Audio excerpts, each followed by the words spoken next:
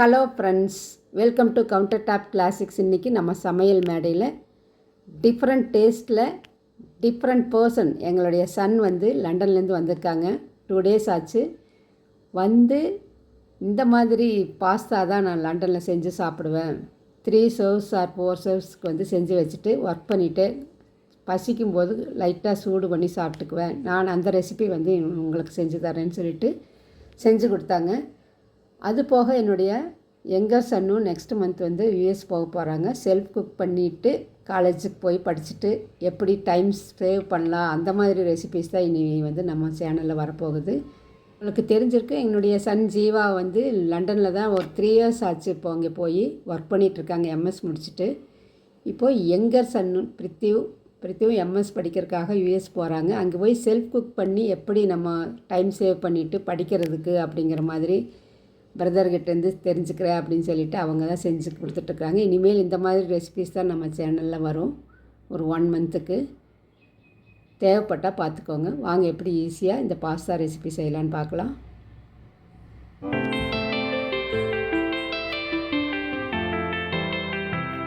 அதுக்கு ஒரு அகலமான கடாய் எடுத்துகிட்டு ஒரு பிஞ்ச் வந்து உப்பு சேர்த்திட்டு ஃபியூ ட்ராப்ஸ் ஆயில் சேர்த்தி நல்லா தண்ணி கொதிக்கும் போது 150 grams வந்து மெஷர் பண்ணி எடுத்துட்டேன். இந்த பாஸ்தாவை இந்த தண்ணி கொதிக்கும் போது நம்ம அதில் சேர்த்திட்டு நல்லா சாஃப்ட் ஆகிற வரையிலும் நல்லா வேக வச்சுக்கலாம். இப்போ பாருங்கள், நல்லா குக் ஆகிட்டுருக்கு. பாஸ்தா ரெசிபிஸ் வந்து நான் நிறைய போட்டிருக்கிறேன். டிஃப்ரெண்ட் டைப்ஸ் ஆஃப் பாஸ்தாஸு இனிமேலும் வரப்போகுது நம்ம சேனலில் நிறையா. இப்போ வந்து தேவையான அளவு வந்து சீஸு துருவி எடுத்து வச்சுக்கலாம். இப்போ இதுக்கு வந்து சீஸ் வந்து பாதி அளவு நம்மளுக்கு தேவைப்படும். இது வந்து ஒரு 3 பல் பூண்டு வந்து பொடியாக கட் பண்ணி எடுத்து வச்சுக்கிறேன். பூண்டு மட்டும் போட்டால் போதும், இஞ்சி தேவைப்படாது. இப்போ சீஸ் வந்து நம்மளுக்கு எவ்வளோ தேவையோ அந்த அளவுக்கு துருவி எடுத்துக்கலாம். இந்த அளவுக்கு பூண்டு எடுத்து வச்சாச்சு. பாஸ்தா வந்து நல்லா சாஃப்ட் ஆகிடுச்சு பாருங்கள். இப்போ இந்த அளவுக்கு சாஃப்டான பிறகு நம்ம லிட்டு போட்டு ஒரு 2 minutes அப்படியே க்ளோஸ் பண்ணி விட்டுடலாம். ஸ்டவ் ஆஃப் பண்ணிவிட்டு அடுத்தது வந்து நம்ம வடிகட்டி எடுத்து வச்சுக்கலாம். இப்போ காரத்துக்கு தேவையான அளவு இந்த சில்லி ஃப்ளாக்ஸ் வந்து இல்லாதனால நான் மிக்சர் ஜாரில் இந்த மாதிரி பல்ஸில் போட்டு எடுத்து வச்சுட்டேன். தேவைப்படுற அளவு வந்து நம்ம சேர்த்திக்கலாம். ஒரு 1/2 spoon தான் நம்மளுக்கு தேவைப்படும், சேர்த்திக்கலாம். இப்போ சீஸ் வந்து பாதி அளவுக்கு துருவி எடுத்து வச்சிடலாம். இன்னி கொஞ்சம் பெரிய சைஸில் போட்டாலும் நல்லாயிருக்கும். இப்போ வந்து நல்லா தண்ணி இல்லாமல் வடிகட்டி எடுத்து வச்சாச்சு பாருங்கள். இப்போது ஒரு கடாயில் நம்ம 1 spoon அளவுக்கு வந்து பட்டர் சேர்த்திக்கலாம். பட்டர் வந்து நல்லா மெல்ட் ஆகிறதுக்கு முன்னாடியே நம்ம கட் பண்ணி வச்சுருக்கக்கூடிய பூண்டு துண்டுகள் வந்து இதில் சேர்த்திக்கலாம். அப்படி சேர்த்தும் போது பூண்டு வந்து நல்லா கருகாமல் நல்லா டேஸ்ட்டாக மணமாகவும் இருக்கும். இப்போ பூண்டு சேர்த்திட்டு நல்லா மிக்ஸ் பண்ணி விட்டுடலாம், கலந்து விட்டுடலாம். பூண்டுடைய அரோமா நல்லா இருக்குது அந்த பட்டரில் வேகும்போது. இப்போது இதிலையே வந்து நம்ம தேவையான அளவுக்கு நான் வந்து 1/2 spoon வந்து சில்லி ஃப்ளாக்ஸ் வந்து போட்டிருக்கிறேன். இந்த பட்டர்லேயே இதையும் நல்லா பச்சை வாசனை போகிற வரையிலும் நல்லா கலந்து விட்டுடலாம். ஃபியூ செகண்ட்ஸ் விட்டால் போதும், கருகிரும். இப்போது இதில் வந்து ஒரு 1.5 tumbler அளவுக்கு வந்து மாட்டுப்பால் எடுத்து வச்சுக்கிறேன். காய்ச்சி ஆற வச்ச பால். இந்த பால் வந்து ஊற்றிட்டு நல்லா மிக்ஸ் பண்ணி விட்டுடலாம். இப்போ இனி ஒரு 1/2 tumbler சேர்த்திக்கலாம். ஏன்னா நம்மளுடைய பாஸ்தாவுடைய அளவு வந்து அதிகமாக இருக்கிறதுனால 100 gram பாஸ்தா எடுத்திருந்தால் 1 tumbler சரியாக இருக்கும். நான் வந்து 150 grams எடுத்ததுனால 1.5 tumbler வந்து பால் சேர்த்து வைக்கிறேன். உங்களுக்கு வந்து குவான்டிட்டி பொறுத்து வந்து நீங்கள் பால் வந்து ஆட் பண்ணிக்கோங்க. இப்போ துருவி வச்ச அந்த சீஸ் வந்து ஒரு 1.5 spoon அளவுக்கு நான் இதில் பாலில் சேர்த்திட்டு நல்லா மிக்ஸ் பண்ணி விட்டுடலாம். அந்த பால்லையே அந்த சீஸ் எல்லாம் நல்லா மெல்ட் ஆகி நல்லா வர்ற வரையிலும் லோ ஃப்ளேமில் வச்சு நல்லா கலந்து விட்டுடலாம். இது செய்யக்கூடியது வந்து பெச்சமல் சாஸ் அப்படின்னு சொல்லுவோம். நல்லா மிக்ஸ் ஆகி நல்லா கொதித்து வரும்போது நம்ம வடிகட்டி ஆற வச்ச அந்த பாஸ்தாவை வந்து இதில் சேர்த்திக்கலாம்.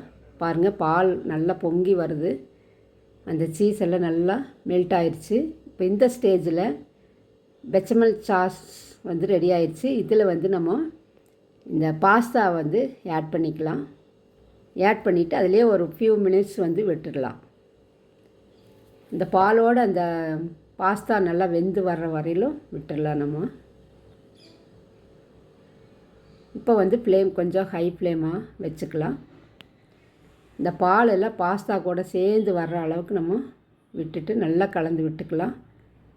இனியும் கூட கொஞ்சம் சீஸ் வந்து துருவி போட்டுக்கலாம் அப்படின்னு சொல்லிட்டு எங்கள் சன் வந்து மறுபடியும் கொஞ்சம் சீஸ் வந்து துருவி போட்டாங்க. மீதி இருக்கிறது எல்லாமே நல்லா கலந்து விட்டுட்டு ஸ்டவ் ஆஃப் பண்ணியாச்சு. இப்போ பாலெல்லாம் நல்லா சுண்டி வந்துருச்சு பாருங்கள். இந்த சாஸ் வந்து இந்த பாஸ்தா கூட நல்லா சேர்ந்து வந்துருச்சு. இப்போ ஸ்டவ் ஆஃப் பண்ணியாச்சு. இப்போ கொஞ்சம் ஆறட்டும்.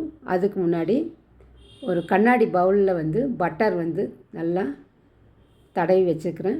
அதில் வந்து இதையே சேர்த்திக்கலாம். இந்த பாஸ்தாக்களையெல்லாம் போட்டுக்கலாம். நம்ம இதில் போட்டுட்டு நல்லா ஸ்ப்ரெட் பண்ணி விட்டுடலாம். மேலே வந்து சில்லி ஃப்ளேக்ஸ் வந்து தேவையான அளவு தூவி விட்டுட்டு மீதி இருக்கக்கூடிய சீஸ் வந்து எல்லா பக்கம் படுற மாதிரி நல்லா துருவி விட்டுடலாம். நம்மளுக்கு எவ்வளவு சீஸ் வேணுமோ அந்த அளவுக்கு போட்டுக்கலாம். நான் வந்து இன்றைக்கி கொஞ்சமாக போட சொன்னேன். அதிகமாக போட்டால் நான் சாப்பிட மாட்டேன் அப்படின்னு சொல்லிவிட்டு கொஞ்சமாக அளவாக மேலே எல்லாமே கவர் ஆகிற அளவுக்கு மட்டும் சீஸ் துருவி போட்டுக்கலாம் அப்படின்னு சொல்லிவிட்டு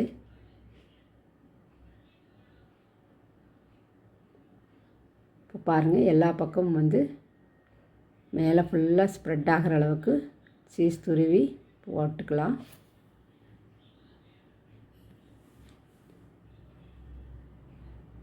இப்போது அதுக்கு முன்னாடி ஓடிஜி வந்து 180 டிகிரி செல்சியஸில் ப்ரீ ஹீட் பண்ணி வச்சுக்கிறோம். இப்போ சீஸ் எல்லா பக்கம் போட்ட பிறகு நம்ம ஓடிஜியில் ஒரு 15 மினிட்ஸ் வச்சோம்னா ஒயிட் பெச்சமல் சாஸ் பாஸ்தா வந்து ரெடி ஆயிரும்.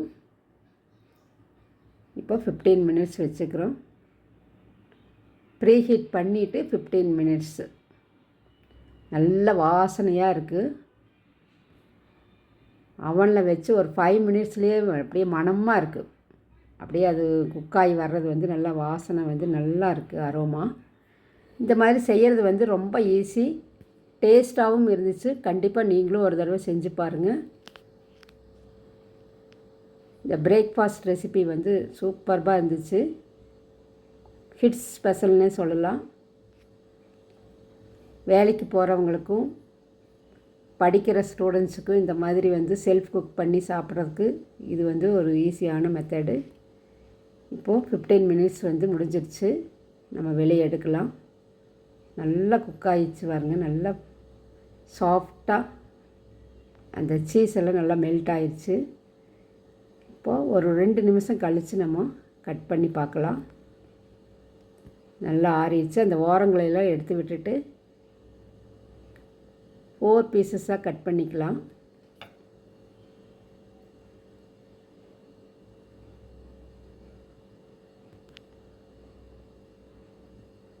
நல்லா பேக் ஆகி வந்திருக்கு. இப்போ ஒரு பீஸ் வந்து நம்ம சாப்பிட்டாலே நல்லா ஃபில்லிங்காக இருக்கும். சாப்பிட்றதுக்கும் டேஸ்டியாக இருந்துச்சு. கண்டிப்பாக நீங்களும் ஒரு தடவை செஞ்சு பாருங்கள். இந்த பாஸ்தா பிரேக்ஃபாஸ்ட் ரெசிபி வந்து பிடிச்சிருந்துச்சுன்னா லைக் பண்ணி கமெண்ட் பண்ணி சப்ஸ்கிரைப் பண்ணுங்கள். இதுவரையிலும் சப்ஸ்கிரைப் பண்ணாமல் இருந்தீங்கன்னா சப்ஸ்கிரைப் பண்ணி நம்ம சேனலுக்கு சப்போர்ட் பண்ணுங்கள். தேங்க்ஸ் ஃபார் வாட்சிங்.